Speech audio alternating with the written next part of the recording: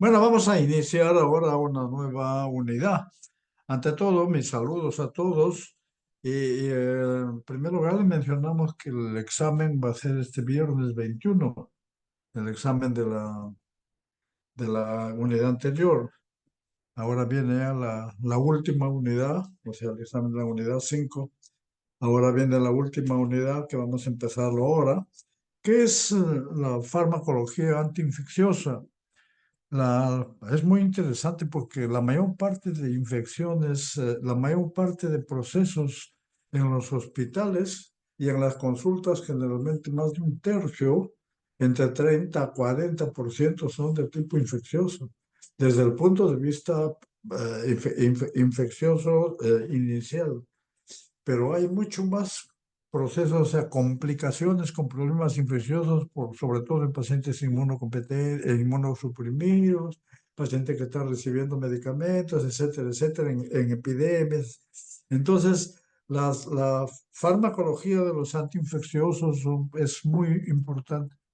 Lógicamente que dentro de los antiinfecciosos tenemos los anti antibióticos, los antivirales, los antiparasitarios, los antimicóticos, generalmente. Luego, acá en la otra parte de la unidad, la vamos a hacer, que esto lo vamos a hacer en dos clases, en 2 semanas y media, más o menos todo lo que es antiinfecciosa, que incluye la parte de antibacterianos, incluye la parte de quimioterápicos, etcétera, etcétera. Y luego la última clase va a ser sobre antineoplásicos, que también sí es importante, sin embargo, es un conocimiento muy ligero, muy pasajero, porque no pasajero, sino un conocimiento muy amplio. Los antineoplásicos hay libros completos, entonces vamos a enfocar algunos aspectos, digamos, puntuales. Entonces vamos a empezar la clase con la farmacología de los antimicrobianos. Esa es y dentro de los antimicrobianos ya mencionamos ahí los antibacterianos que vamos a hacer ahora.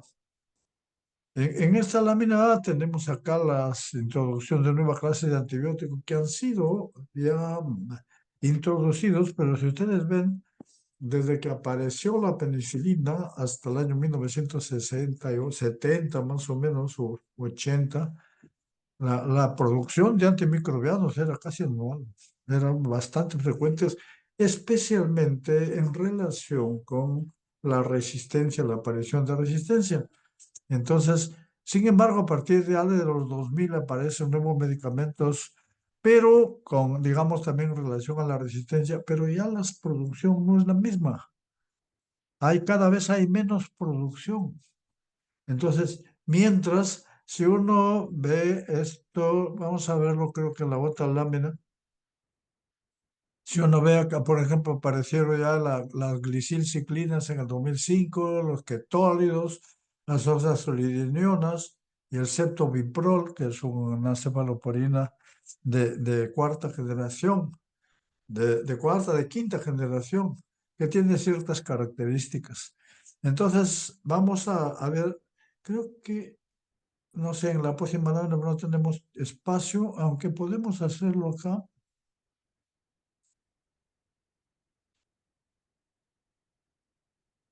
mientras que, mientras que la resistencia va en aumento. Bueno, la producción de antibióticos va en decremento, ¿sí? Entonces tenemos problemas. Ya se están quedando medicamentos o antibióticos que son resistentes a diferentes gérmenes y no hay antibióticos para ellos. Entonces, ¿a qué se resume esto? O sea, ¿qué es lo que hay que hacer? Hacer un uso racional de antimicrobianos, porque los antimicrobianos, justamente la resistencia es por el uso inapropiado.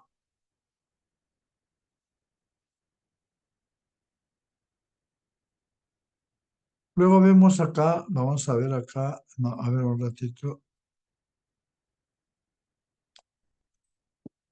Entonces, acá hemos visto cómo han evolucionado los antibióticos. Hay otro aspecto que también es importante mencionar. Siempre hablamos de uso apropiado de medicamentos o uso razonado, pero también hay un uso inapropiado de antimicrobianos, justamente que eso es una de las causas principales para ocasionar esto, resistencia. Dentro de ellos tenemos el diagnóstico inapropiado.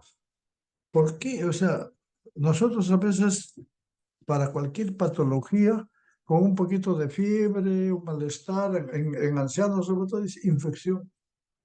Pero tenemos que aprender a hacer un diagnóstico apropiado de infección. Para ello hay marcadores de infección y hay diagnóstico etiológico de infección. La mayor parte de veces no se hace un buen diagnóstico etiológico porque a veces no insistimos en hacer un diagnóstico etiológico cuando si nosotros tuviéramos el germen, si nosotros tuviéramos los patrones de sensibilidad del germen, se haría un uso racional adecuado y aparte de eso, no, la solución al problema infeccioso sería mucho más fácil. No digo fácil tener, ¿no? Pero sería mucho mejor, mucho más óptimo. Entonces, ¿cuáles son los marcadores de infección? Los marcadores de infección tenemos los marcadores, el marcador clínico, el cuadro clínico. ¿Cómo se caracteriza un cuadro clínico infeccioso? Lógicamente que hay infecciones locales y hay infecciones sistémicas. Las que estamos haciendo más énfasis es en infecciones sistémicas. Entonces, en las infecciones sistémicas, el marcador clínico de infección es fiebre, uno, lógicamente fiebre, aparte de eso, los signos que puede presentar, supongamos, en neumonía, tos con expectoración, signos clínicos en relación al foco o al lugar de infección. O sea, bueno, fiebre, signos clínicos o síntomas, si no son signos, síntomas en relación al foco infeccioso, al lugar donde el paciente está presentando la infección. Y en tercer lugar es la respuesta inflamatoria. Entonces si yo tengo un paciente bueno, está con tos, fiebre, expectoración purulenta, estoy pensando y tiene un poquito de dificultad respiratoria, puede ser una neumonía o una infección respiratoria que puede ser alto o baja. Pero eso es el patrón clínico. Pero falta la respuesta, o sea, fiebre, la respuesta inflamatoria es fiebre, leucocitosis con desviación izquierda, más de 8 bastones, más de 8 a 10 bastones. Entonces, si yo tengo esos tres criterios, las manifestaciones clínicas de la infección, tengo fiebre y tengo leucocitosis con desviación izquierda, es un diagnóstico clínico de infección. Ahora, hay otros marcadores. Ahora son los otros marcadores de la respuesta inflamatoria. Tenemos, por ejemplo, la proteína C reactiva. Si la proteína C reactiva está incrementada o cualitativa o cuantitativamente, prácticamente también tenemos una infección asociado al cuadro que hemos mencionado. Entonces ahí tenemos más seguridad. Sin embargo, la proteína C reactiva es inespecífica porque se ve mucho en otros tipos de cuadros, en cuadros reumáticos, se ve en cuadros en pancreatitis, etcétera, etcétera. Entonces no muy específica. Pero hay otro marcador clínico, otro marcador de infección que hemos visto, que es la procalcitonina. Y la procalcitonina tiene un efecto en infecciones sistémicas, prácticamente le dicen esa una infección bacteriana. Y si entonces, y además de eso le sirve para monitorear antibióticos. Si yo sé que tengo un marcador clínico de infección, hay una infección neumónica, hay una proteína C reactiva aumentada, hay una leucocitosis incrementada con desviación izquierda y tengo una procalcitonina alta, es una infección bacteriana. No sabemos por qué, pero es una infección bacteriana, es una neumonía. probablemente. Entonces, esos son los marcadores de infección no clínicos, la respuesta inflamatoria, que es leucocitosis, desviación izquierda, proteína C reactiva y procalcitonina, que ahora se piden casi a todos los pacientes cuando hay infecciones severas. Y el diagnóstico etiológico, nunca debemos dejar de hacerlo.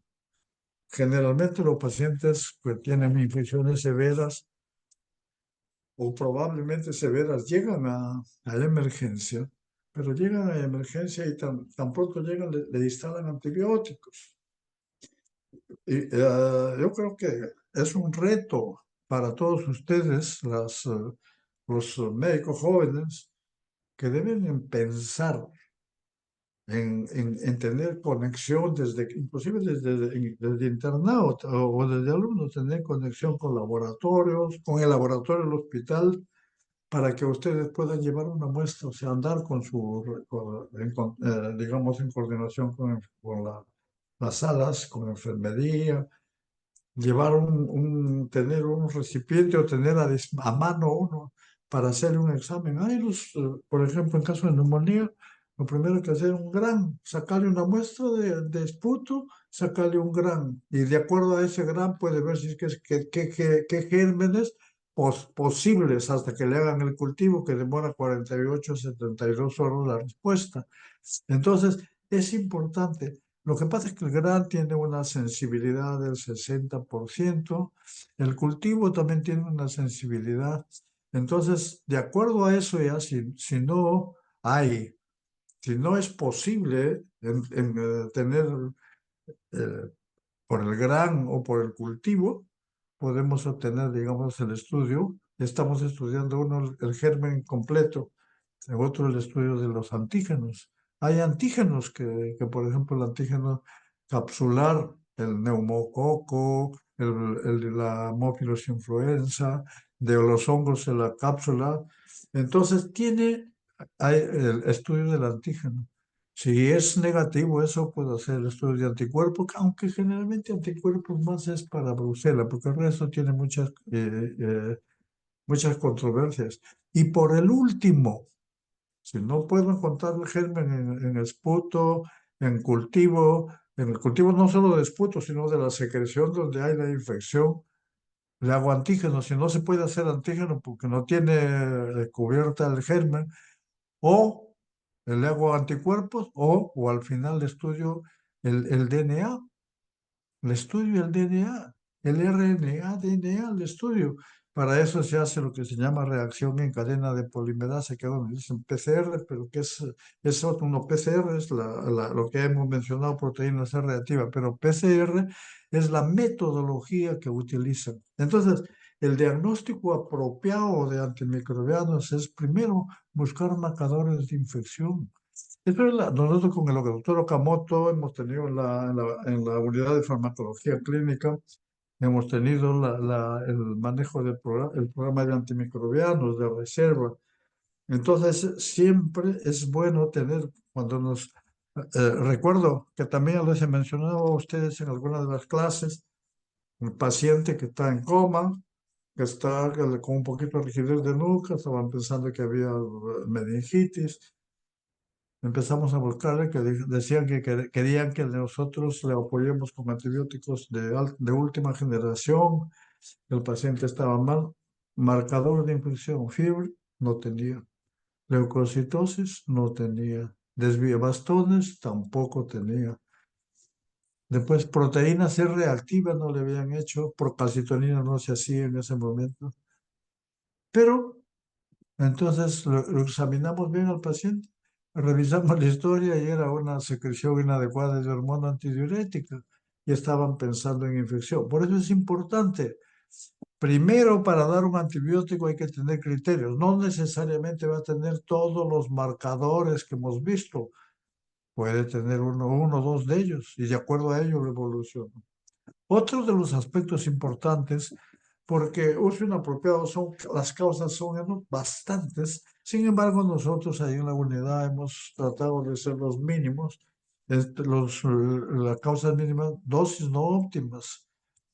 Las dosis están en relación a la concentración y a la actividad del germen. No se puede dar dosis para todos para todas las infecciones igual, ¿no? Para todos los gérmenes igual tampoco. No vamos, ya lo vamos a ver avanzando un poquito el tema. Y otro de los aspectos es la duración del tratamiento prolongado. A mayor días de tratamiento inadecuado ya, porque basta actualmente con para eso les sirven los marcadores. Con los marcadores de infección, yo puedo llevar prácticamente, con los marcadores de infección, yo puedo hacer, ver qué marcadores tiene este paciente y de acuerdo a eso lo sigo. Y el tratamiento, una vez que ya te mejor, 2, 3 días más de tratamiento.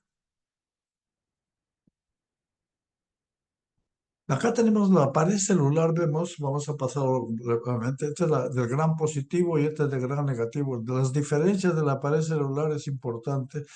Para gran positivo, la mayor parte de antibióticos tienen una buena penetración porque el péptidoglicano es un poquito más esponjoso.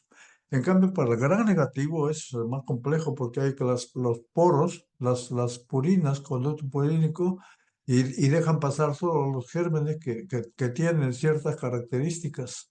Entonces, pero aparte de eso, tiene las beta-lactamasas, tiene las BBP, PBP, proteínas de la penicilina, todos estos componentes es diferente. Por lo tanto, para gran negativos, no todos los antibióticos penetran, más penetración hay para los gran positivos.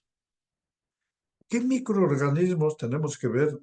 Cuando ustedes ven un problema infeccioso, tienen que ver, primero, son gérmenes. La infección es gérmenes aerobios, son anaerobios o son ambos. Eso es lo primero que ver. En cualquiera de las dos, tiene que ver si son cocos. Y si son cocos gran positivos o son cocos gran negativos. O si son bacilos gran positivos o son bacilos gran negativos. Generalmente, para bacilos gram negativos, generalmente estos están ubicados en tracto superior, pueden estar en cualquier lugar, pero puede estar más en tractos respiratorios altos, etcétera. Pero los bacilos gram negativos, los aerobios, están ubicados más en el intestino. Y entre ellos tiene dos grupos, los bacilos gram negativos no fermentadores y las enterobacterias, que son los más grupos. Estos tienen más antibióticos, digamos, son más resistentes a antibióticos, pero hay antibióticos muy sensibles. Y dentro de los anaerobios también. En anaerobios nosotros clasificamos generalmente por encima del diafragma y debajo del diafragma. Por encima del diafragma generalmente no son bacteroides fragiles, son otro tipo de gérmenes. Generalmente son peptococo, petroestreptococo.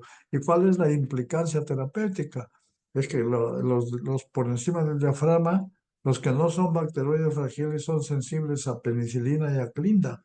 En cambio, los que son debajo del diafragma, que pueden ser bacteroides fragilis, bacteroides, etcétera, todos estos generalmente son sensibles a Clinda, la penicilina no, sino más a Clinda o a metronidazol.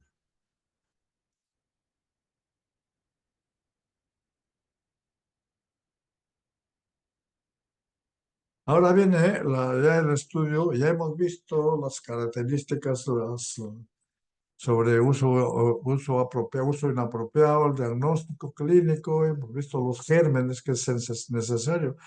Ustedes tienen que pensar, cuando ven un paciente infeccioso, pensar, dice, bueno, tiene un germen, pienso que es bacteria o virus o hongo o parásito. Bacteria, señor, ya, es bacteria. ¿Es aerobia o es anaerobia o es ambos? Dependiendo de la ubicación. Eso lo vamos a ir viendo en el transcurso del desarrollo del tema. Farmacocinética y farmacodinámica de los antimicrobianos. Acá tenemos importante, ya hemos visto esta lámina, ya lo conocemos porque lo hemos pasado cuando hablamos al inicio de la clase. La dosis. De la dosis depende la concentración en fluidos y de la concentración en fluidos depende la concentración en biofase. Y de esta concentración en biofase depende el efecto farmacológico. Pero acá tenemos la variabilidad farmacocinética. ¿Y esto qué significa? Si no hay buena absorción, si hay modificaciones en la absorción, en la distribución, en el metabolismo y en la excreción, va a repercutir en la biofase, cualquiera de ellos. Si el paciente tiene insuficiencia renal, va a incrementar la concentración y puede producir efecto tóxico. Si no hay si hay interacciones o no hay buena absorción, va a haber menos concentración y no va a haber buen efecto farmacológico. Pero la farmacocinética está ligada con la farmacodinámica. Y hemos dicho ya cuando veamos dosis, la actividad antimicrobiana, ver cómo se mide la actividad del germen. Esto varía. Concentración mínima inhibitoria, concentración mínima bactericida, concentración máxima sobre la concentración mínima inhibitoria, área bajo la curva sobre la concentración mínima inhibitoria, es, ¿cómo se llama? El tiempo mayor sobre la concentración mínima. Estas son todas la forma como se mide. La que más usamos ahora, porque ustedes ya cuando lleguen a infecciones van a aplicar probablemente todos estos parámetros, pero hacemos el MIC, el CMI, el MIC, concentración mínima inhibitoria. ¿Por qué es importante? Por ejemplo, los coli tienen un MIC bien bajo, 0,2, 0,3, 0,5. A veces le sube pues a 1, pero la pseudomonas tiene un MIC alto, tiene 5, 4, hasta 8.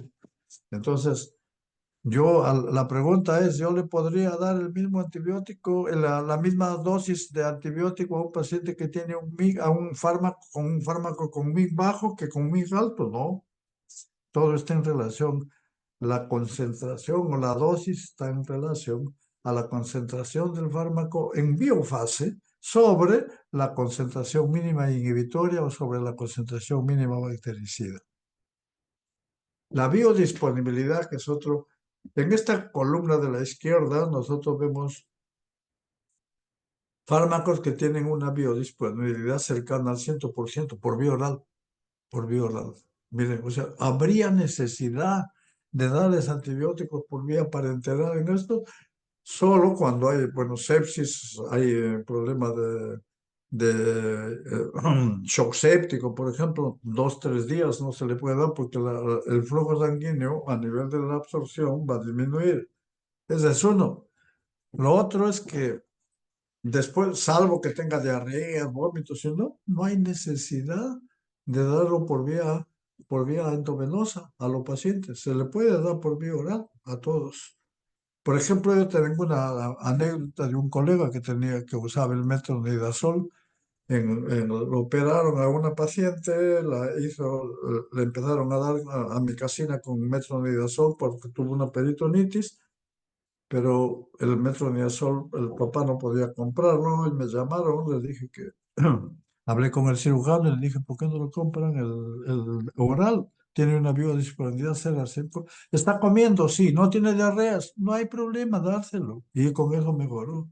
En cambio, para los beta-lactámicos, generalmente la biodisponibilidad es menor. No significa que no hay que darlo por vía oral, sí, pero habría que dar un poco más de dosis y hay que tener más otros parámetros.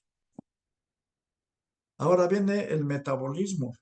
Y acá tenemos, esto ya lo hemos mencionado durante el desarrollo de la clase, hemos mencionado los inhibidores enzimáticos. Esto tiene, por ejemplo, los azoles, que son antimicóticos, sí, ketoconazol, itraconazol, voriconazol, son inhibidores enzimáticos. Otros, bacterias, cloranfenicol, sulfamidas, trimetoprim, metronidazol, eritromicina, claritromicina son inhibidores enzimáticos. En los antituberculosos tenemos la isoniazida, primaquina, quinidina, son inhibidores enzimáticos.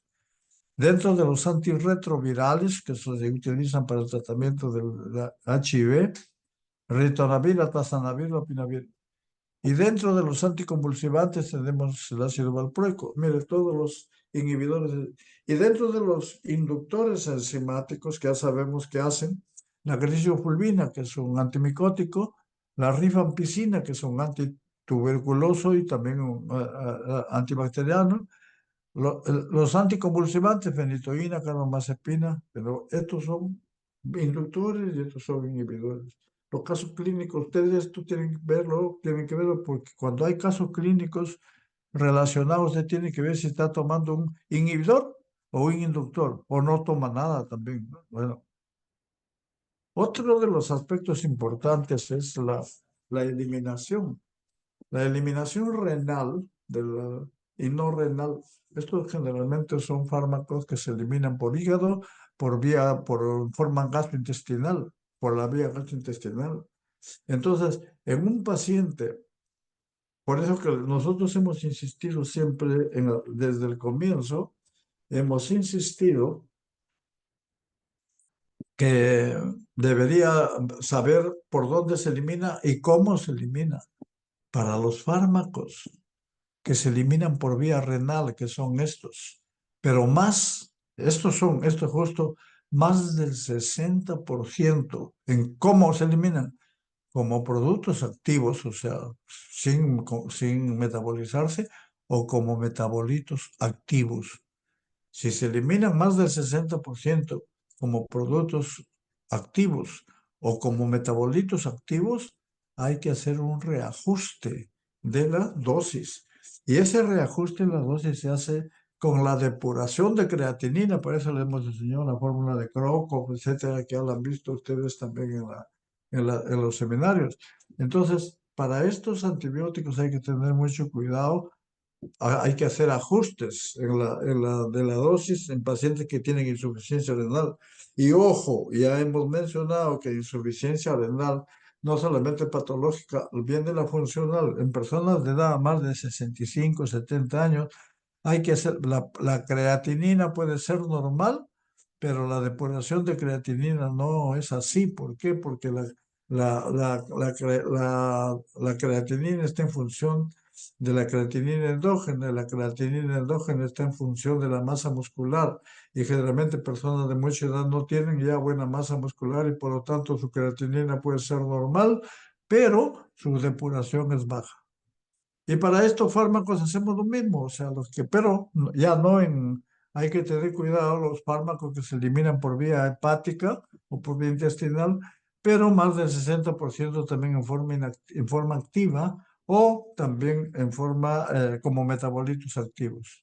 Entonces, estos fármacos hay que tener en cuenta cuando hay compromiso hepático y estos cuando hay compromiso renal, sea funcional o sea patológico. Las consideraciones farmacocinéticas y farmacodinámicas tenemos acá, por ejemplo, hemos dicho concentración en el lugar de infección, la biofase. Si yo tengo una infección en, meninges, ya, bueno, la concentración en sangre, ¿cuánto llega? Si llega, por ejemplo, un 60, 70% a sangre, ya, pero de ese 70%, ¿cuánto se va a las meninges? Entonces, lo que me interesa es saber cuánto hay en las meninges, no en la sangre necesariamente, salvo porque sea infecciones en los espacios grandes, que es hígado, riñón, pulmones, etcétera. Concentración sobre la actividad del germen. Concentración mínima inhibitoria, el MI que le llamamos concentración mínima bactericida. De acuerdo a esta relación que hay, o sea, farmacocinética relacionada con la farmacodinamia, produce la muerte bacteriana lógico, y el éxito clínico. Sin embargo, es importante también el huésped, porque si el huésped no está bien preparado, no tiene defensas, pues no puede haber mucho apoyo en ese contexto. Entonces, acá tenemos dos grupos de fármacos, los que son concentración dependiente y los que son tiempo dependiente. ¿Qué significa concentración dependiente?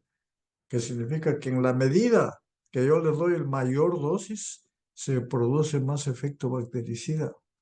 Y eso es importante, ¿Por qué? Porque cuando hay mucho germen, mucha infección muy severa, prácticamente hay más gérmenes también, la población material es mayor, es lo que les llaman el efecto inóculo.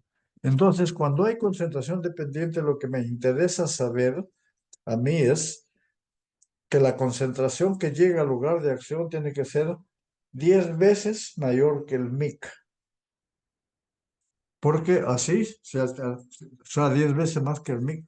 Y entre ellos, ¿cuáles son los antibióticos microbianos? Aminoglicósidos, anfotericina, fluoroquinolonas, metronidazol, dapto, vancomicina, polimicina, tigecyclina. Estos son concentración dependiente.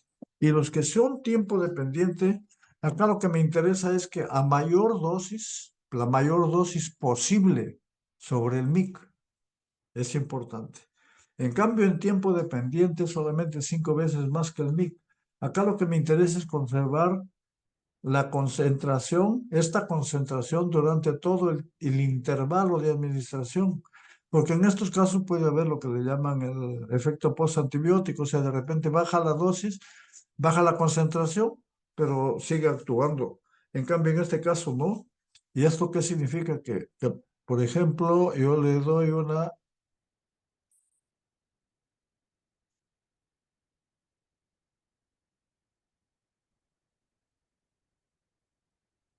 acá le damos esto,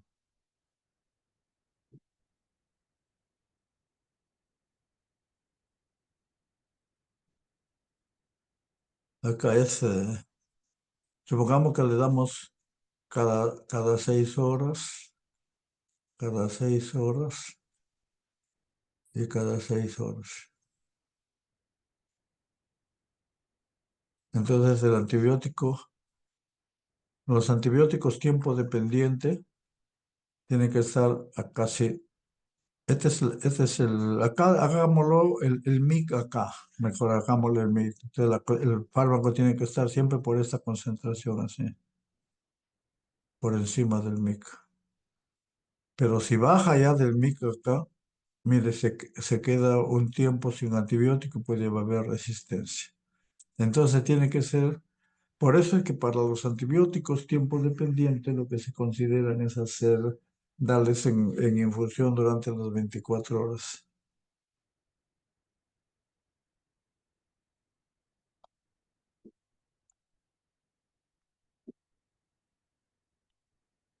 Bueno, entonces ahora sí,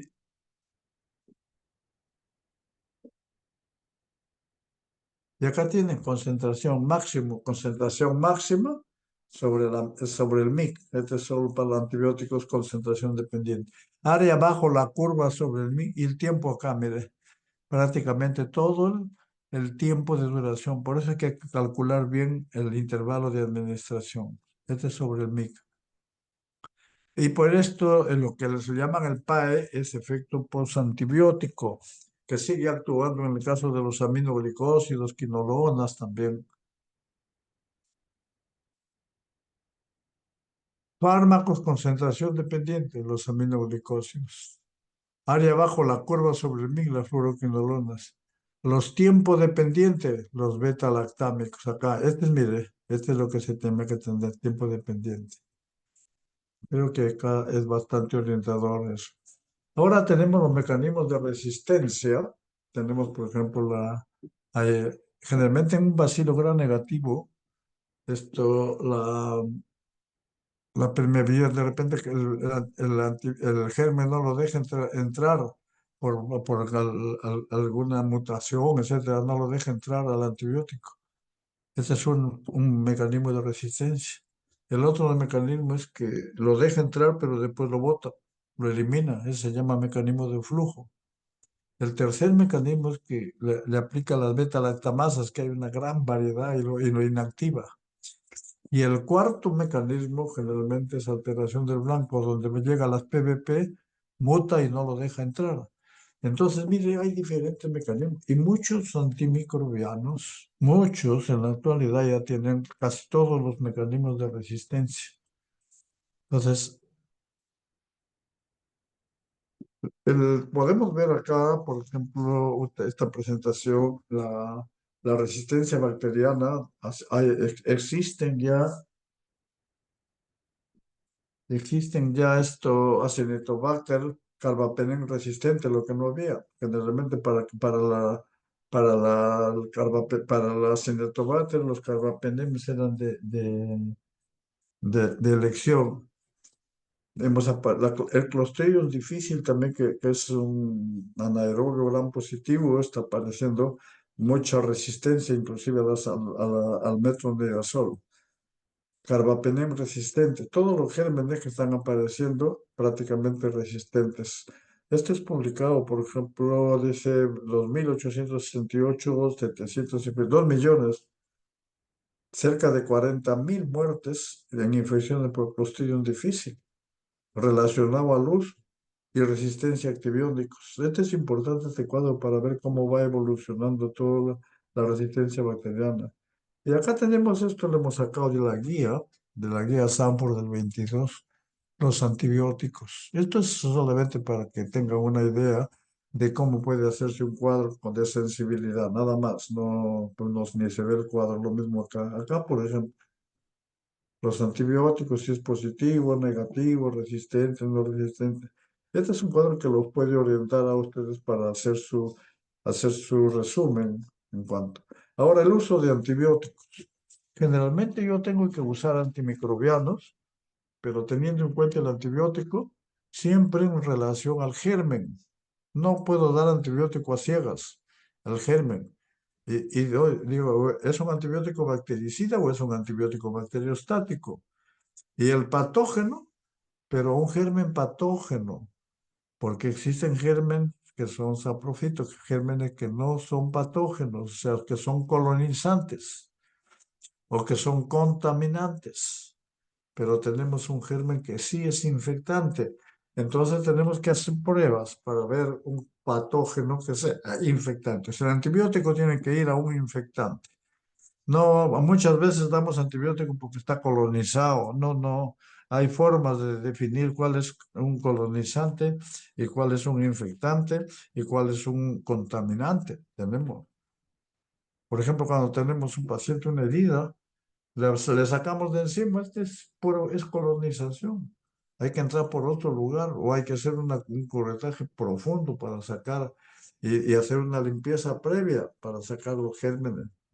Luego, teniendo en cuenta el antibiótico va dirigido al patógeno, pero también esto no hay que dejar de lado el paciente. El paciente puede tener variantes fisiológicas o puede tener variantes patológicas. Las variantes fisiológicas son las edades extremas, la gestación y prácticamente, y después las otras son las inmunocompetentes, inmunosuprimidos, pero y aparte de eso, tenemos los pacientes que tienen patología renal, patología hepática, patología cardiovascular. Entonces, el patógeno con la paciente, digamos, la respuesta inmunológica a infección. Y el antibiótico, que tener en cuenta bien su farmacocinética y su farmacodinámica. El uso apropiado de antimicrobianos, generalmente es ese enfoque terapéutico, eso ya lo están haciendo ustedes en parte. Y en el último taller que vamos a hacer, el taller número 14, prácticamente vamos a hacer lo que es farmacoterapia basada en problemas, pero en neumonía adquirida en la comunidad. Enfoque terapéutico en base a problemas. O sea, esa es selección adecuada de antimicrobianos. O sea, ¿cómo se selecciona? Lectura e interpretación del antibiograma, que es otro punto importante. O sea, no todos cuando le hacen depende del laboratorio, a veces el laboratorio también tiene alguna cosita que solamente lo da para los antibióticos nuevos y los antibióticos antiguos ni los considera, eso no está bien. Entonces hay que leer y hay que interpretar. El hecho que salga positivo no necesariamente significa de que es cierto. Y eso hay muchos cursos sobre lectura e interpretación del antibiograma. Y lógico, los esquemas terapéuticos considerando parámetros farmacocinéticos. Pero todo esto son importantes para hacer un uso apropiado de antibióticos. Si no conozco los problemas, en base no puedo dar un uso apropiado. Si no hago una buena selección, voy a ocasionar resistencia. Si no sé leer un antibiograma, también voy a tener problemas. Y si no aplico los parámetros farmacocinéticos, farmacodinámicos de igual manera. Este es sacado del libro Kusser, Kaiser del año 2018, que es un libro bastante completo sobre la... Y acá han sacado un acrónimo de prescripción apropiada, lo que significa Mind Me, pero este está en inglés. Para hacer una prescripción apropiada necesito conocer la microbiología. Tiene que ser conducido una terapia en base a la microbiología, o sea, qué germen, o sospecho o lo aíslo, pero tengo que tratar por todos los medios de llegar a un diagnóstico etiológico. Las indicaciones del antibiótico deben ser en base a evidencias. ¿Tiene evidencias? Una cosa, ojo, una cosa es evidencia en el antibiograma, pero otra cosa es ya en vivo, ¿tiene evidencia clínicas o no? ¿Qué es lo que pasó con no me acuerdo en este momento, para el COVID? Prácticamente se estaba usando medicamento, era muy sensible, pero en la práctica no dio resultado porque era justamente una cosa in vitro, es diferente in vitro, que en vivo se necesitaba muchas concentraciones. Entonces esto, luego, o sea, preferentemente debe dar un fármaco de margen terapéutico estrecho, o sea, no dar, pues, se refiere margen terapéutico estrecho al germen, a los gérmenes, o sea, que abarque los gérmenes que a uno va dirigido. No darle un misil para matar una pulga, por decirlo, o sea, que abarque. No, yo le doy todo, no, es muy riesgoso. Y la dosis debe estar individualizada al paciente y al lugar de infección, que esto ya lo mencionamos. Se debe minimizar la duración de la terapia y asegurar la terapia oral cuando ya el paciente esté en condiciones, pasarlo a vía oral. El primer paso, cuando hay un problema infeccioso, hay problema infeccioso, ya hemos dicho marcadores. Segundo paso, ¿qué gérmenes son los causantes? Tercero, ¿qué factores pueden modificar la presentación de gérmenes? Cuarto, ¿qué esquema antimicrobiano elimina los patógenos? Quinto, ¿qué factor se debe tener en cuenta para la prescripción final? Y sexto, prescribir. Esto es lo que tenemos que hacer.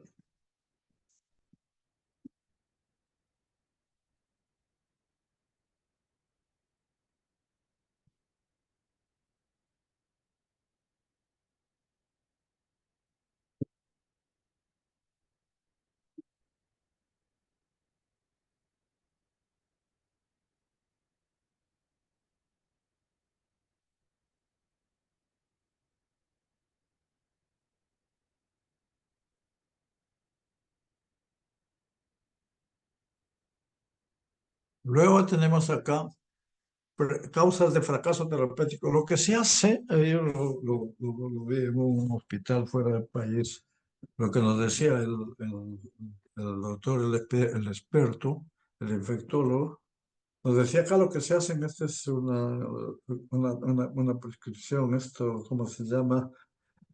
Inapropiada, se llama la escala, el escalamiento. Hay un error. ¿Qué hace cuando uno, lo que dicen, a los 3 días si no responde, cambiarle de antibiótico, a los otros 3 días, cambiarle de antibiótico? Eso le llamaba a mi jefe escalada anárquica. Decía, no puede ser. Cuando el paciente no responde, nosotros tuvimos un caso muy interesante, un paciente que llega con 30 a 35 años de edad. Más o menos llegó con diagnóstico con fiebre, leucocitosis. No había desviación izquierda, pero había leucocitosis. A alguien se le ocurrió tomarle una placa, que estaba bien, le tomaron la placa y había una manchita, pero entre que sí y entre que no. Neumonía. Diagnóstico. Le dieron tratamiento para neumonía a los 3 días, igualito. Estaba ictérico el paciente, ¿eh? No, que es una sepsis. A los otros 3 días, otro antibiótico. A los 6 días. Otro, a los 3 días más, esa escalada anárquica, yo le decía, no, me di cuenta, no, no, no, no, señor, hay que detenerlo. Vamos a analizarlo. Voy a hacerle una nueva historia al paciente, es un error diagnóstico. Voy a hablar al paciente Y le digo, ¿y usted qué enfermedades tiene? Me dice, yo soy epiléptico y estoy tomando fenitoína.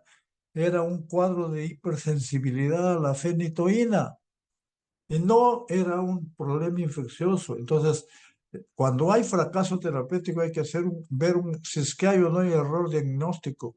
Si de repente hay un absceso, hay que drenarlo.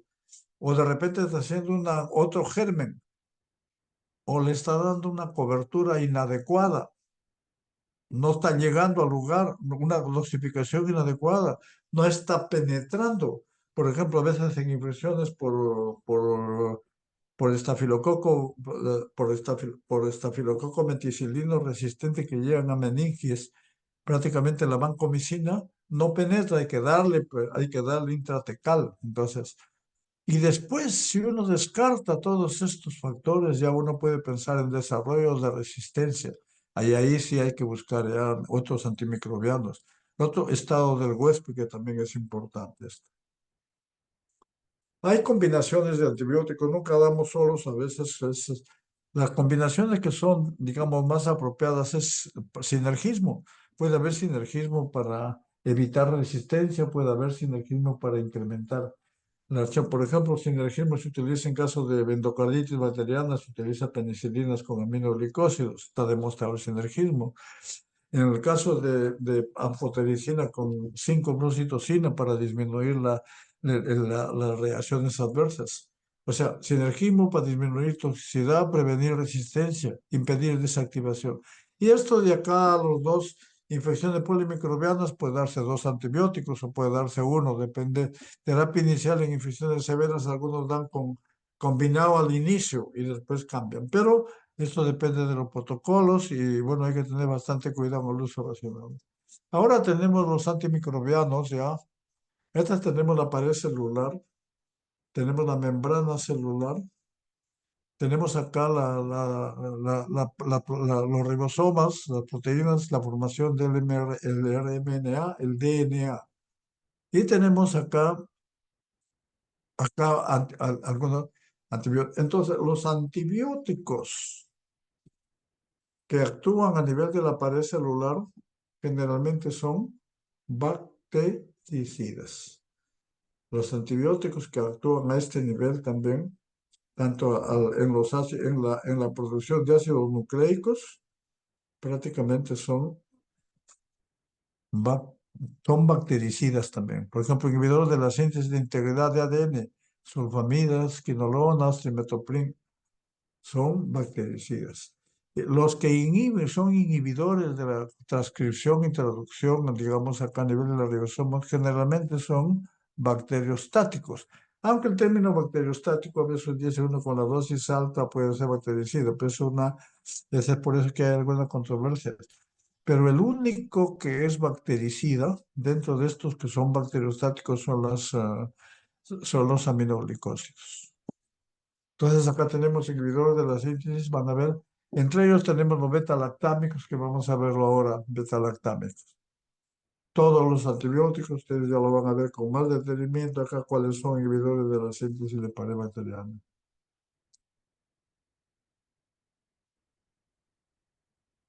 Entonces, la síntesis e integridad, inhibición de enzimas específicas, sulfonamidas, trimetooprim, inhibe la síntesis de folato para la formación de ADN. Ya hemos mencionado eso anteriormente también.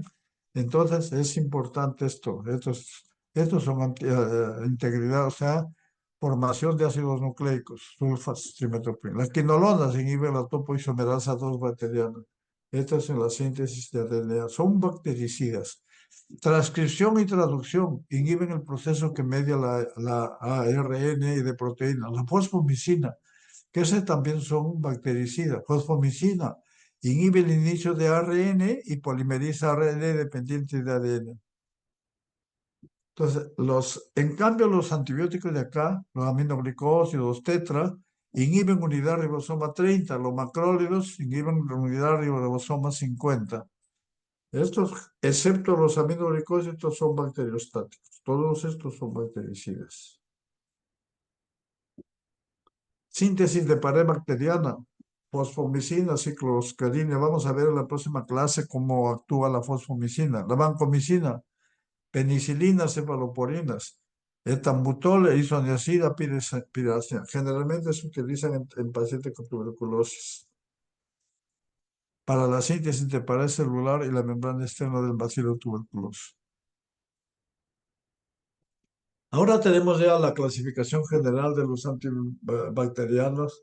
Tenemos los beta-lactámicos, que es lo que vamos a ver ahora, penicilina, cefaloporina, monobactam, carbapenems. Y después tenemos los aminoglicosidos, que ya mencionamos que son bactericidas también. Los azúcares complejos, que vamos a ver en la próxima clase este miércoles. Los polipéptidos, la rifamicina, que lo vemos la próxima semana. Y luego estos antimicrobianos. Las quimioterápicos antibacterianos, también nitrofuranos, algunas quinolonas, vamos a verlo también la próxima semana. Ahora empezamos ya con los beta-lactámicos, inhibidores de la síntesis de pared bacteriana. Dentro de los beta-lactámicos, estamos hablando de bacterias, penicilinas, cefaloporinas, carbapenems, monobactams, y los inhibidores de beta-lactamasa. El otro grupo son los glicopéptidos, con la vancomicina y la teicoplanina. Un minutito, por favor.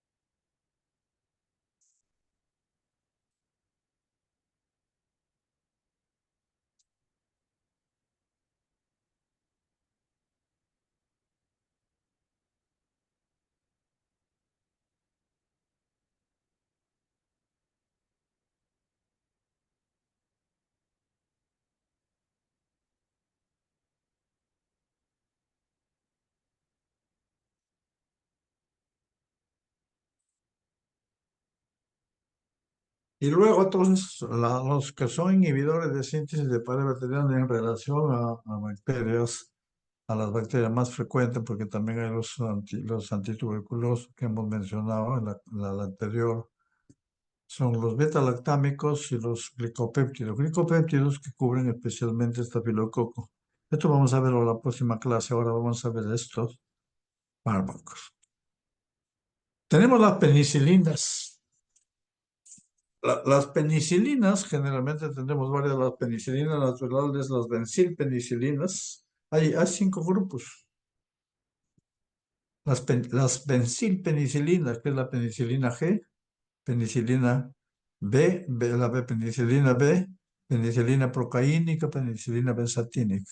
En términos generales, cuando vamos a ver antimicrobianos, generalmente nos interesan algunos aspectos para todos los antimicrobianos o todos los antimicóticos o todos los, bueno, en general todos los antiinfecciosos que vamos a ver generalmente hay algunos aspectos importantes. Primero, el espectro bacteriano. ¿A qué están dirigidos cada uno de ellos? Ese es importante. Entonces, no se olviden, espectro antibacteriano. Un antibiótico, ¿qué cubre? Generalmente cubren 20, 30 gérmenes, pero basta los dos o tres primeros, o sea, los de más importancia que cubren, ¿no? Y que ya tienen ensayos clínicos, etcétera, etcétera. El segundo punto, su farmacocinética. Y en la farmacocinética, si tienen una buena biodisponibilidad o no tienen. Y lo otro es que si penetran a lugares, por ejemplo, si atraviesan barrera hematoencefálica o no atraviesan barrera hematoencefálica, teniendo en cuenta que muchas infecciones severas llegan al sistema nervioso central. Entonces es importante ver, o sea, la parte de la biodisponibilidad, la parte de concentraciones que llegan al lugar a biofase y si atraviesan o no atraviesan barreras fisiológicas. Y otras, si llegan o no llegan a la placenta, digamos, y si producen o no producen teratogenicidad. Entonces, en ese contexto tenemos que ver, por ejemplo, cuáles son los antimicrobianos que producen, digamos, que deben estar, que se pueden dar en gestación. Ahí tenemos la categoría A y B, de acuerdo a la categoría FDA que ya le hemos visto cuando hemos hablado de reacciones adversas. O sea, ¿cuáles son las presentaciones? ¿Cuáles son? Entonces, o categoría A, categoría B, sí es desde el punto de vista de teratogenicidad. La categoría C es relación beneficio-riesgo. La categoría D generalmente salvo pues en convulsiones, pero la categoría X nunca da. Generalmente en gestación yo no daría, excepto si es una epilepsia, no daría categoría D. La categoría A y B es la que se da sin problemas desde el punto de vista de teratogenicidad, los gérmenes. Y el otro aspecto es, por ejemplo, si es bactericida o es bacteriostático. Entonces, en ese contexto, las indicaciones para qué están indicados. Tenemos varias penicilinas. Generalmente las penicilinas están dirigidas a estafilococos, a los cocos gram positivos. Dentro de los cocos, generalmente lo que cubren es estreptococo, enterococo, Neisseria meningitide, listeria, anaerobios, piroqueta, etc. Pero al inicio, cuando se descubrió la penicilina lo utilizaba mucho en infecciones. El año 40, año 50 lo utilizaban para infecciones, esto por estafilococo, inclusive estafilococo aureus. Después se volvió resistente. En la actualidad, las penicilinas ya tienen una resistencia al 95% de estafilococo, por lo tanto no se debe dar ya como terapia empírica. Entonces, estas son las penicilinas, una de acción corta, otra por vía oral es la penicilina B, la única que se da. Las penicilinas antiestafilocócicas, estas son, como no cubren estafilococos, tenemos las antiestafilocócicas oxacilina, dicloxa y meticilina. ¿Qué cubre? Estafilococo aureus, pero vamos a ver ya en la próxima clase qué significa meticilino sensible, no los resistentes. Pero no cubren ni listeria ni enterococo. O sea, si yo tengo una listeria, le doy penicilina o un enterococo, pero no le doy oxacilina, dicloxa. Luego tenemos las aminopenicilinas, penicilinas de amplio espectro, amoxicilina, ampicilina, naficilina, que tienen el mismo espectro que estas, pero además cubren ya algunos gram negativos. Enterobacteriaceae, Colium, Proteus, Shigella, Haemophilus influenzae, Helicobacter pylori, que ya hemos visto cuando hemos tratado de síndrome ulceroso, superior a penicilina para tratar listeria monocitógena. Esto es importante porque en listeria monocitógenes es un germen que no es raro tampoco, pero es poco frecuente, pero es de bastante impacto clínico. Y enterococos sensibles. Penicilinas de espectro ampliado. Una cosa es de amplio espectro, o sea que cubren más, y esto lo han ampliado ya a amplio espectro, pero ampliado, que son generalmente estos dos. Generalmente tenemos las carboxipenicilinas que ya están en desuso, ya no se utilizan más, pero las penicilinas de espectro ampliado generalmente son las ureidopenicilinas. Entre ellos tenemos el pipetazo, la piperacilina, tazobactam. Bueno, eso ya el pipetazo lo vamos a ver cuando hablemos de beta-lactamasas. Actividad contra gérmenes resistentes extendiendo el espectro para cubrir pseudomonas. Son las llamadas penicilinas antipseudomónicas, la piperacilina. Y por último tenemos, ya hemos visto, entonces tenemos penicilinas, las benzilpenicilinas. En segundo lugar tenemos las penicilinas antiestafilocócicas. En tercer lugar tenemos las penicilinas de amplio espectro. Y en cuarto lugar las penicilinas de espectro ampliado o las penicilinas antipseudomónicas. Y lo único, la última es inhibidores de beta-lactamasa. Las inhibidores de beta-lactamasa generalmente son, uno, el ácido clavulámico, el sulbactam, el tazobactam. El ácido clavulámico generalmente lo asocian con amoxicilina clavulámico. El sulbactam lo asocian generalmente con aminopenicilina, generalmente porque es inyectable. Y el tazobactam lo asocian con la piperacilina. Entonces tenemos el amoxil clavulámico, ampicilina, sulbactam y la piperacilina, tazobactam, o llamada también criollamente el pipetazo. Entonces, sin embargo, estos inhibidores de beta-lactamasa no tienen efecto antibacteriano. El único que tiene efecto antibacteriano es el sulbactam. Cuando el sulbactam se usa con la aminopenicilina, prácticamente es de primera elección para el Acinetobacter, aunque ya está creando resistencia. Entonces, ¿qué hacen los inhibidores de beta-lactamasa?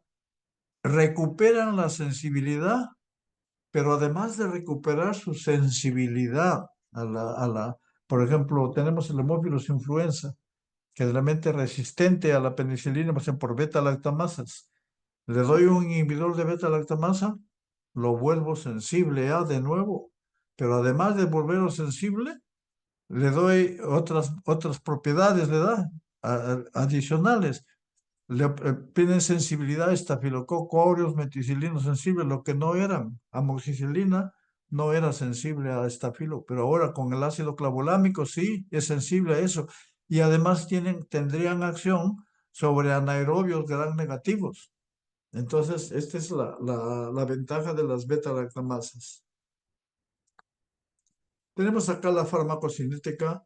Lo que podemos ver brevemente acá, mire cómo varía la penicilina, función renal por el clearance, cuando es un clearance menos de 10, cómo es la vida media de cada uno. Todas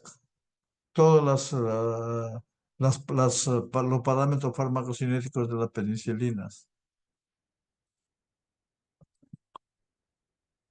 Las penicilinas.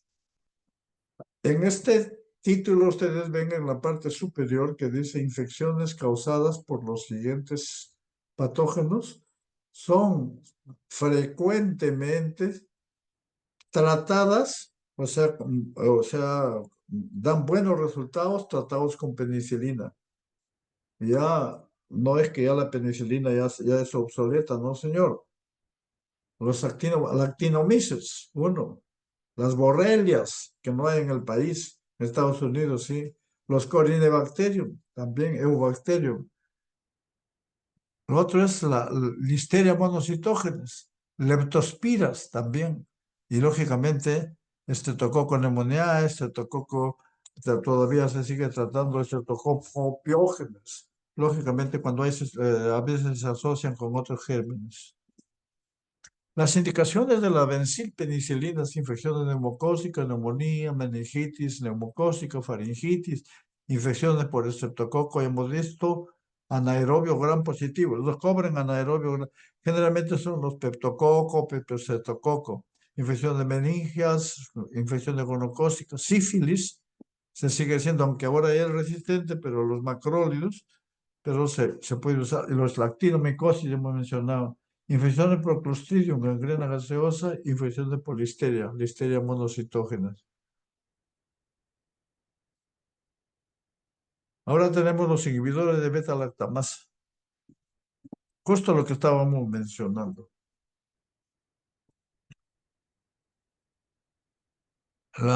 Este es un hemófilos influenza que no produce beta-lactamasas.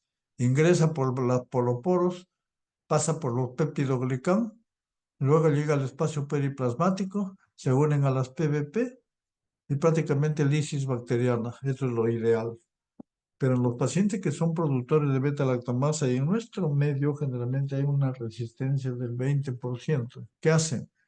Entra el antibiótico, pero cuando va a entrar a la PBP, ahí la beta-lactamasa lo destruye no actúa el antibiótico. Pero ¿qué hacemos en el tercer lugar? Cuando ya sabemos que es un beta-lactamasa, productor de beta-lactamasa, damos amoxil clavulámico. Hasta este es antibiótico con inhibidor de beta-lactamasa. Cuando llega a la PBP, prácticamente se destruyen a las beta-lactamasas y el antibiótico sigue actuando. Y además le hace recuperar, no le recupera, sino además le adiciona una sensibilidad a Staphylococcus aureus, pero meticilino sensible. Y también le adiciona sensibilidad a bacilos gram negativos anaerobios, que no eran sensibles como la amoxicilina sola no cubre estafilococo. La amoxicilina sola no cubre anaerobios gram negativos, bacteroides fragiles, eso debajo del diafragma, no cubre. Pero con la amoxicilina clavulánica, ojo, sí cubre. Entonces, otros de los efectos adversos de la bencilpenicilina, la penicilina acá, como van a ver, vienen las reacciones. Sin embargo, yo creo que hay un aspecto importante. Las de más impacto, porque lo que hemos visto en la práctica es, por ejemplo, el problema, lo que mata es el shock anafiláctico. Y prácticamente el shock anafiláctico por penicilina es infrecuente, pero cuando se presenta y no lo detienen es mortal. Y es rarísimo, pero se presenta. ¿Qué hacer en estos casos? No, bueno, acá no está, pero les puedo mencionar, o sea, ¿a qué se debe la alergia a penicilina? O sea, se debe al anillo beta-lactámico. Del anillo beta-lactámico, entonces, si significa el anillo beta-lactámico, entonces no solo están comprometidas las penicilinas, sino están también comprometidas las cefaloporinas. Entonces, en ese contexto dice, podría haber sensibilidad cruzada de penicilina con cefaloporinas. Entonces, ¿qué hago cuando soy alérgico o tienen un paciente con alergia a la penicilina? Ninguna penicilina le pueden dar, nunca, ninguna penicilina. Entonces, los alérgicos a la penicilina, no, pero fue a la moxi, pero no a la... No, señor, ninguna penicilina, eso es ya por regla. Pero ¿qué pasa si yo le doy cefaloporinas por el anillo beta-lactámico? Entre el 5 al 15%, o sea, de 100 alérgicos a la penicilina, 15, hasta 15 me pueden hacer alérgicos a las cefaloporinas, especialmente a las cefaloporinas de primera, segunda, tercera. Entonces, no sé si darle o no darle. ¿Y qué pasa si yo le doy carbapenems? Si yo le doy carbapenems, tiene un 20 o 30% de posibilidades de que haga hipersensibilidad. O sea, ¿le doy o no le doy? Ese es el problema.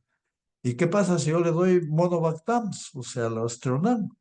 Tiene un riesgo de 0,5, o sea, menos de 1%, pero sigue siendo riesgo. Entonces hay riesgo. Entonces, ¿qué hacer? Si el paciente, hay dos tipos de reacciones adversas alérgicas. Uno es el shock. Si el shock, yo no le daría ningún beta-lactámico, ninguno. Pero si no es shock y presenta prurito, eso prácticamente le podría dar una penicilinas no, pero le podría dar cefaloporinas.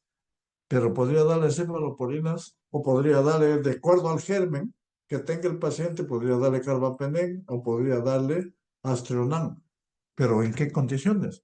Primero tienen que hacerle una prueba de sensibilidad cutánea, que tampoco es muy, ya ustedes han llevado inmunología, que tampoco es 100%, digamos esto, predecible, o sea, no sabemos si será o no. Pero si le sale negativo, yo le puedo dar la cefalosporina, pero como se llama, con expectación armada. ¿Qué significa expectación armada? Que esté con mi adrenalina a la mano. Yo he tenido un caso así en la práctica clínica, en domicilio, menos mal que tuve mi adrenalina, si no te hubiese tenido problemas. Pero fue con otro medicamento, no con antibióticos.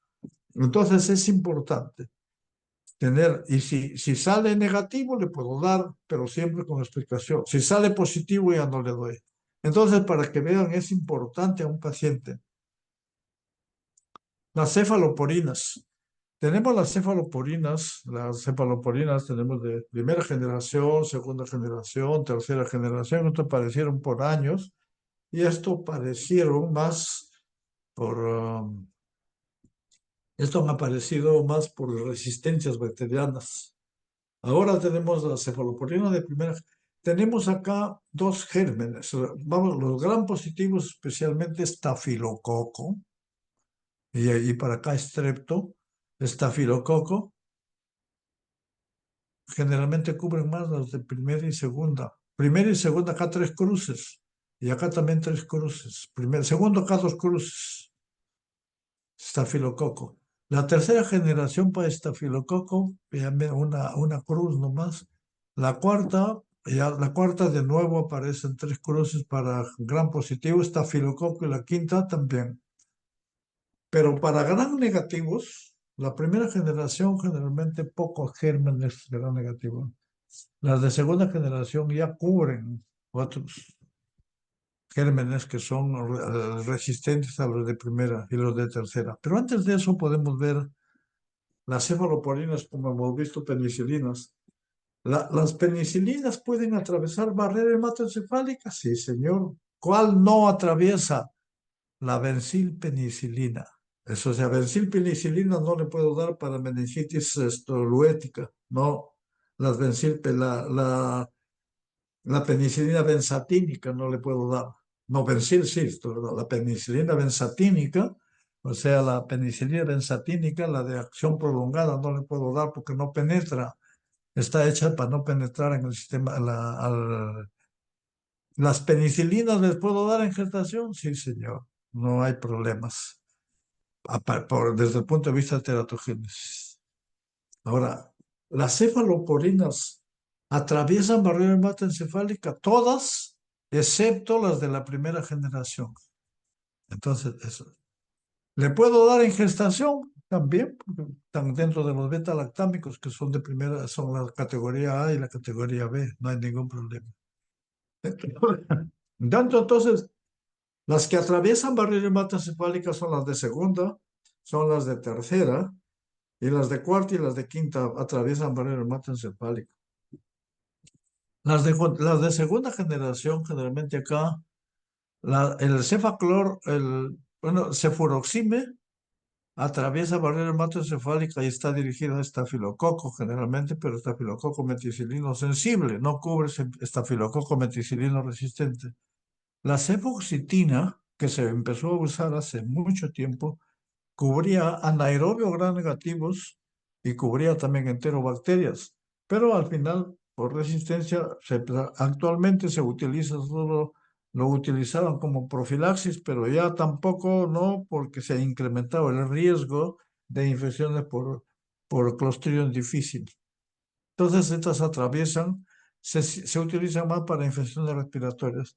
En la tercera generación tenemos dos grupos, la cefotaxime y ceftriaxona, que cubren enterobacterias generalmente, y no cubren es Pseudomonas aeruginosa. Las únicas que cubren Pseudomonas aeruginosa es el ceftazidime y cefoperazona, son los únicos, y estos no. Entonces, es la diferencia. La otra diferencia es que la cefotaxime y esto crean rápidamente productores de beta-lactamasa de espectro extendido. Por eso, aunque en el antibiograma nos sale que son sensibles, no, le debería, así, no se le debería dar a gérmenes, o sea, para cierto tipo de gérmenes, por ejemplo, en Enterobacter cloacae, si le me sale sensible, no le daría esto. ¿Por qué? Porque crea beta-lactamasas de espectro ampliado. Entonces tenemos las que cubren Pseudomonas, las que no cubren Pseudomonas. Las de cuarta generación tienen más acción sobre gram positivos, pero también tienen acción similar casi o un poquito mejor que la cefaloponina tercera. Sin embargo, la cefipime y el cefpirone la puedo utilizar en los pacientes que tienen, digamos que Enterobacter, por ejemplo, los que son gérmenes que le llaman AMC, generalmente en Enterobacter, que no, porque son moléculas más pequeñas y que lo pueden prácticamente no se daría acá porque crean beta-lactamasas, en este caso no. Para esto servirían, para Enterobacter y toda esa familia. Y el ceftobiprol es una de las últimas cefaloporinas que han aparecido que cubren estafilococo meticilino sensible, pero también cubren estafilococo meticilino resistente. O sea, ¿cuáles son los gérmenes que cubren? Estafilococo, Haemophilus influenzae, familia Enterobacterias, Bacteroides fragilis, las cefaloporinas, no, generalmente no lo cubren esto, pero Pseudomonas, estos son los gérmenes claves, pero no todas cubren todas, por si acaso.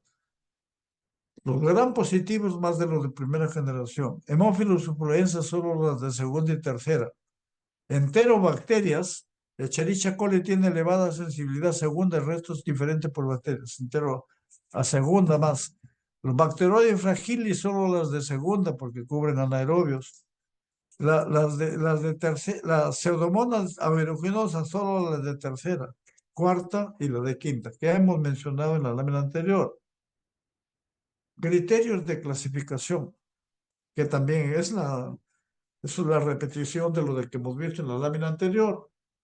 Generalmente es espectro frente a bacilo gram negativo se incrementa desde la primera a la cuarta generación. Antiestafilocócicas disminuye de la primera a la tercera. Cuarta generación igual que primera y quinta. La quinta, estabilidad frente a beta-lactamasa, o sea, la quinta es estafilococo aureus meticilino resistente. Actividad frente a gram negativo superior a las aminopenicilinas. No cubren enterococo ni listeria monocitógenas, ya lo hemos visto, solo se ve con penicilinas o aminopenicilinas. Inactivo frente a estafilococo aureus meticilino resistente, excepto el ceftobiprol. Penetran bien líquido cefalorraquídeo, excepto la de la primera generación. Entonces, ¿para qué se usan las cefaloporinas? Cefaloporinas de primera generación, estreptococo, estafilococo, áureos, pero meticilinos sensibles. Generalmente también para bacilos gram negativos de la primera generación cubre infecciones urinarias, infecciones de parte blanda y las indicaciones precisas son profilaxis quirúrgica. La cefaloporina de segunda generación ya cubre más gram negativos que son resistentes inclusive a las de la primera, moraxela.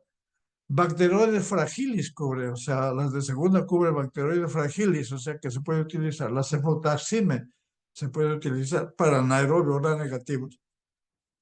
Generalmente estas de segunda infección tracto respiratorio alto o infección del tracto urinario bajo.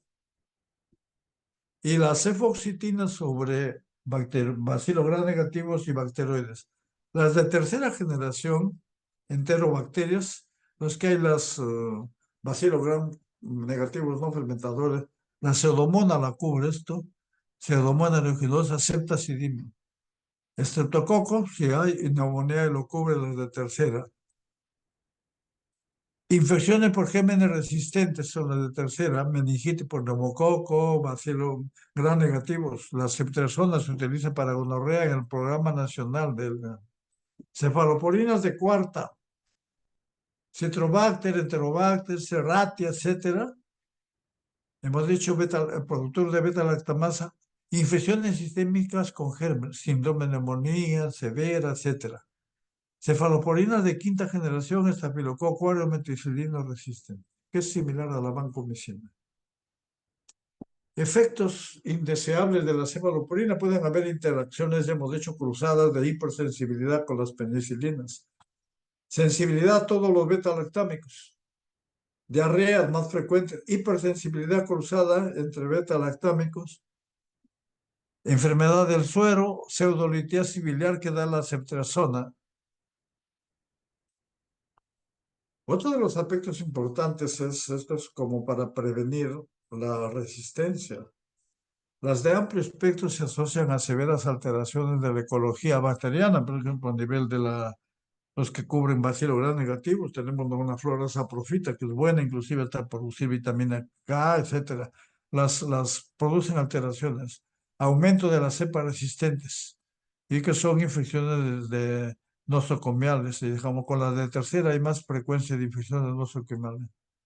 Ahora tenemos los carbapenems.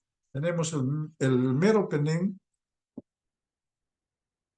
el meropenem y el imipenem. Estos cubren Pseudomonas aeruginosa y cubren Acinetobacter baumannii. Y estos no cubren ni Pseudomonas ni Enterobacter baumannii. Entonces, estos generalmente sirven para infecciones por estafilococo, por Pseudomonas aeruginosa, no sirven para eso. Estos sí.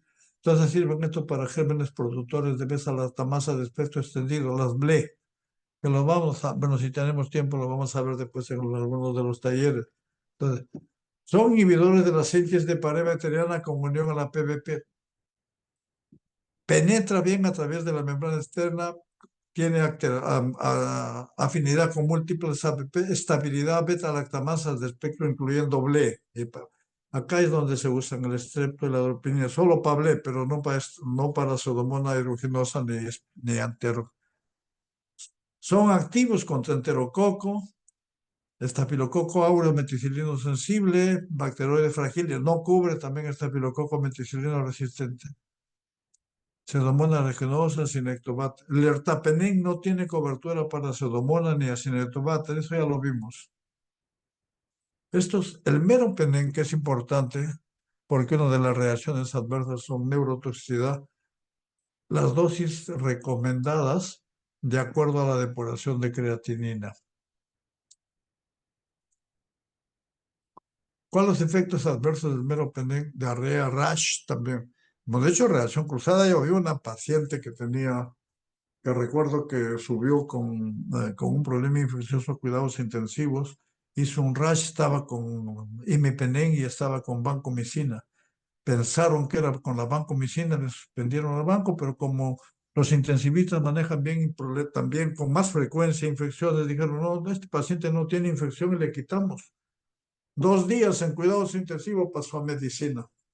Cuando pasa a medicina, el paciente le dice, los médicos que lo reciben, internos, residentes en la tarde lo recibieron, no, pero este paciente tiene infección. No sé si le buscaron los criterios de infección o no. Lo cierto es que lo definieron como un proceso infeccioso. Dijeron, banco no le podemos dar, pero le podemos dar en. Al siguiente día nos llamaron a la unidad de farmacología clínica y nosotros fuimos a verlo con los residentes y también entonces, y los internos del piso, era un caso de Steven Johnson, o sea, eritema polimorfo, severo, severo. Le vemos la historia clínica. Alergia a la penicilina, niega. Alergias, niega, no, negaban la alergia. Yo voy a la paciente con los residentes y le pregunto, señora, ¿a usted le han aplicado penicilina? Doctor, ni me lo mencione, casi me muero con penicilina. Estuve en cuidados intensivos. Entonces, si hubiesen tenido esos datos, hubiesen investigado bien, no le hubiesen dado el carbapenem y el paciente no hubiese tenido shock anafiláctico y casi se muere. Tuvo un mes, estuvo hospitalizado. Y el resto de reacciones adversas. Pero hay otra reacción adversa que es importante acá, son los epilepsias, las convulsiones, que son poco frecuentes, pero hay factores de riesgo para ellos. ¿Cuáles son los factores de riesgo para ellos? Insuficiencia renal. No le debo dar en antecedentes de epilepsia o administración. Esto ya no, porque ahora se da en bolo, en infusión. Asociación con moléculas proconvulsivantes, por ejemplo, la ciclosporina y otros. ¿Cuándo están indicados estos? Infecciones por gérmenes resistentes a cefalosporina de tercera y a combinar infecciones intrahospitalarias polimicrobianas. Generalmente por pseudomonas aeruginosa resistente a otros antipseudomonales, no de inicio, por eso no usarlo esto como misil. Meropenem es útil en meningitis. El meropenem llega, parece mejor y el que tiene menos riesgo también en caso de neurotoxicidad, que es una de las reacciones de los carbapenems. Ahora tenemos el Astronan, el último cefaloporinas monobactámico. Solamente cubren bacilos gram negativos, no cubren gram positivos. Igual que los aminoglicósidos, por eso es que algunos lo prefieren a los aminoglicósidos, pero los aminoglicósidos son concentración dependiente, en cambio estos son tiempo dependiente. No tiene cobertura para gram positivos ni anaerobios, hemos visto, pero activo para pseudomonas, menor capacidad inmunogénica, o sea, 0,5, o sea, menos alergia y menos nefrotoxicidad que producen los aminoglicósidos. Y con eso estamos terminando. Bueno, vamos a pasar la lista. Aguilar Espino, Aguilar presente, doctor. Buenos días. Alarcón Damiano, Alarcón presente, doctor. Buenos días. Angulo Agreda, Presente, doctor. Buenos Asensio Aguirre, Presente, buenos días. buenos días, Asto Goicochea, Buenos días, doctor presente. Atencio Alejo, Atención presente, doctor, buenos días. Avellaneda Benel, Aymerich Lao, Presente, doctor, buenos días. buenos días, Beltrán Mendoza, Presente, doctor, buenos días. Bendezú Cagua, Buenos días, doctor, presente. Borrego Cuadros, Presente, doctor, buenos días. Bustamante Soto, Presente, doctor. Buenos días. Campos Silva, Presente, doctor. Buenos días. Cano Trinidad, Presente, doctor, buenos días. Castro Apaza, Presente, doctor, buenos días. Castro Vargas, Presente, doctor, buenos días. Cayo Saavedra, Presente, doctor, buenos días. Chagua Meca, Chávez Artica, Presente, doctor, buenos días. buenos días, Chávez Roque, Presente, doctor. Chilón Coronel, Presente, doctor, buenos días. Chuquilín Cabrera, Condori Santibáñez, Buen día, doctor, presente. Doctor, Corrales disculpe, hoy no presente, mi micrófono no prendía, no sé por qué. No, a ver, ¿cómo apellida? Avellaneda. Ya.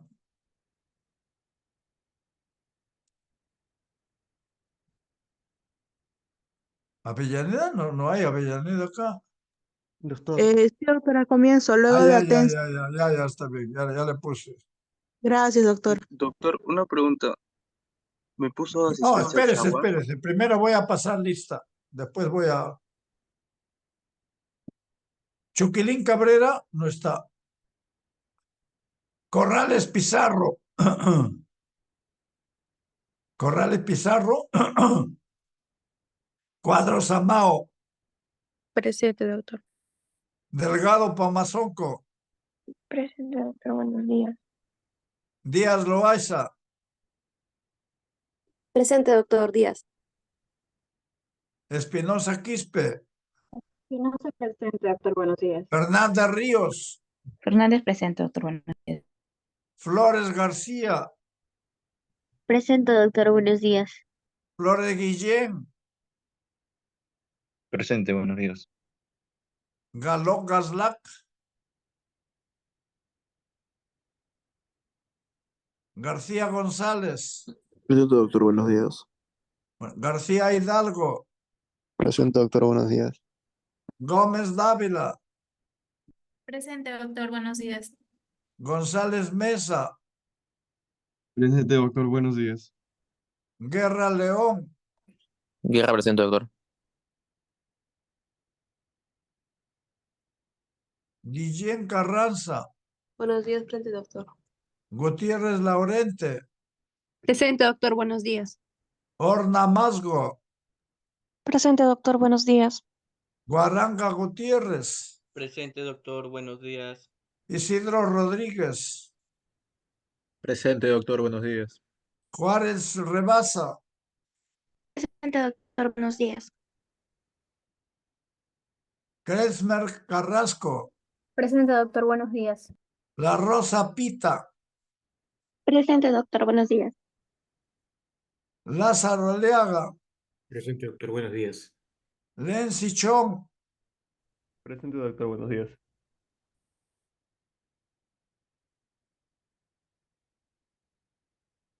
Lindo Pachas,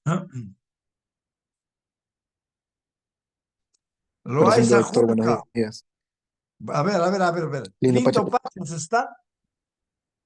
Sí, doctor, Lindo Pacha presente.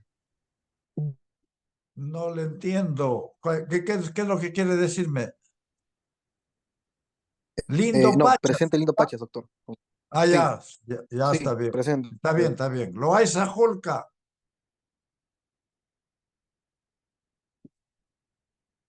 Mascote Quintana. Presente, doctor. Buenos días. Mamani Rojas. Presente, doctor, buenos días. Mancilla Ochoa. Presente, doctor. Buenos días. Martínez Jara. Presente, doctor. Matos Ortega. Presente, doctor. Buenos días. Mendoza Gamarra. Presente, doctor. Buenos días. Mendoza Garay. Presente, doctor. Buenos días. Mesa Cárdenas. Presente, doctor, buenos días. Mesa Jiménez. Presente, doctor. Mesa Minaya. Michuy Bravo. Presente, doctor. Buenos días. Minaya Varas. Molina Montufar. Presente, doctor, buenos días. Muñoz Aparicio. Núñez Guaranga. Orbeso Castro. Orbeso presente, doctor. Buenos días. Pacheco Sarabia. Buenos días. Presente, Pacheco doctor. Sarabia. Presente, doctor. Parimatos. Presente, doctor, buenos días. Pau Carvaldión. Presente, doctor, buenos días. Pereira Villalobos. Presente, doctor. Buenos días. Pérez Alba. Presente, doctor, buenos días. Pizarro Más. Presente, doctor. Buenos días. Polanco Echegaray. Presente, doctor. Buenos días. Ay, no se me escucha, creo. Porta Oñate. Presente, doctor. Buenos días. Rabanal Polman. Presente, doctor. Buenos días, Rabanal. Bueno, dice Reyes López. Presente, doctor. Buen día. Buen día. Rodríguez Rabina. Buenos días, doctor. Presente, Rodríguez. Romero Llamosas. Romero, presente, doctor. Buenos días. Ruiz Ríos. Presente, doctor. Buenos días.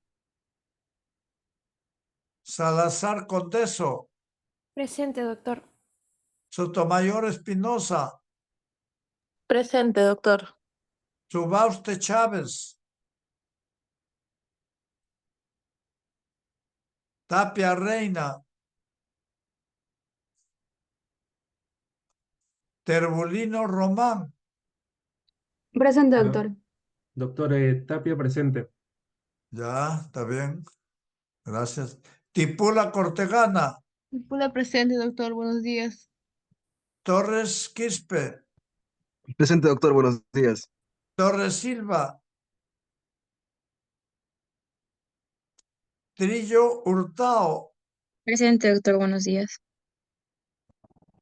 Vázquez Walf, Villafana, Presente, doctor. Buenos días. Vidal Rivas, Vidal Rivas, Presente, doctor. Buenos días. Vilches Salazar, Presente, doctor, buenos días. Villacorte Espinosa, Villanueva Castillo, Presente, doctor. Buenos días. Yarrasca Alvarado, Yarasca, presente. Buenos días. Samayoa Astorga, Doctor, presente. Samayoa Paredes, Samayoa Paredes,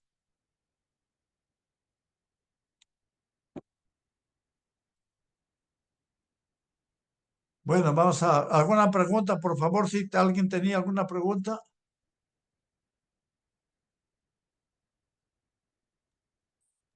Doctor, no, quería saber si me había puesto presente porque creo que no me escuchó.